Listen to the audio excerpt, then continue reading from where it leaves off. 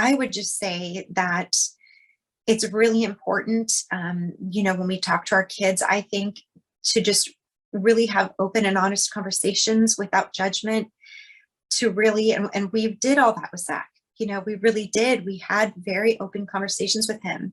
The part we didn't know to add was, if you see anything being marketed as a medicine, Adderall, Xanax, Oxy, Percocet, don't believe it. To really, let your child know, I don't want you to be deceived. There are people out there targeting your age group. They want to get you addicted. And unfortunately for some young people, they get a deadly dose like our son right away. And just that this part of it has to be there, and just to try to be as patient, loving, open, as you can be about it, so that you can have that trust. And but you also really have to know what is out there so you can educate your kids, because it is not the same as it used to be.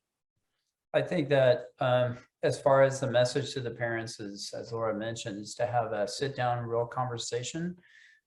It's always a tricky balance of, should we be very strict parents and keep them on a very short leash, not have a cell phone or not have Snapchat or certain aspects, or have a very liberal and open kind of relationship. And maybe the idea behind that side of the spectrum would be that they would know about their interests in self-medication or other recreational products that their kids may want to do, so they can intervene. It's a tricky balance, but I think the best approach is to learn what is going on, what the real dangers are as a parent, as a caregiver, and communicate that with your children to say, hey, I'm really worried right now because this is nothing like it was when I was your age. In the past, the worst thing would be I could get a hangover, I could feel nauseous, or I just feel guilty the next day, or all of the above.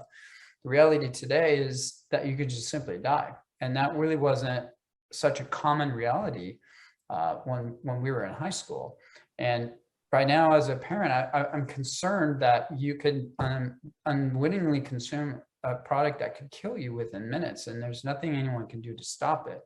And it occurs every 7.5 minutes in our country. And so I'm worried, as your father, as your mother, how do you know what's going on? Are you hearing this from friends? Are you concerned about your friends? And, because I don't want you to die, and I want you to know that there is a danger out there.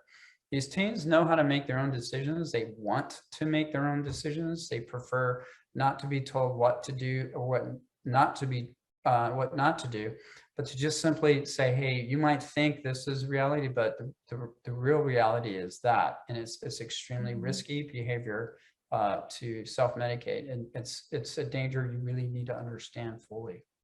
I also recommend talking to the parents of your children's friends, and so that they're hearing it from their friends who heard it from their parents and teachers and whatnot.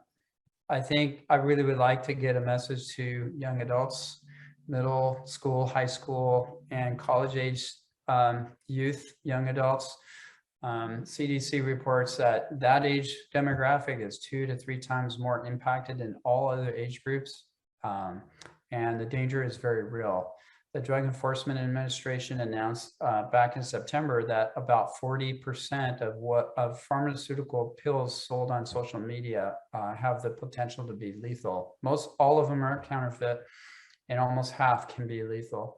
And if you don't know that, you need to know that, because there are challenges and struggles and stress and anxiety in the world that are real. Your generation had to endure COVID lockdowns during a very difficult time in your life while you're growing and learning your identity. And none of us parents have ever experienced that when we were your age. And we understand that, but please look for alternative resources. Reach out to professional caretakers, to your parents, or to family and friends you truly trust. How do you manage that anxiety, and just stay away from anything sold on social media, because there's an extreme chance it can kill you. You are our future, You've demonstrated the potential for progress and innovation, and we want you to stay alive. So please be aware of the dangers that are out there.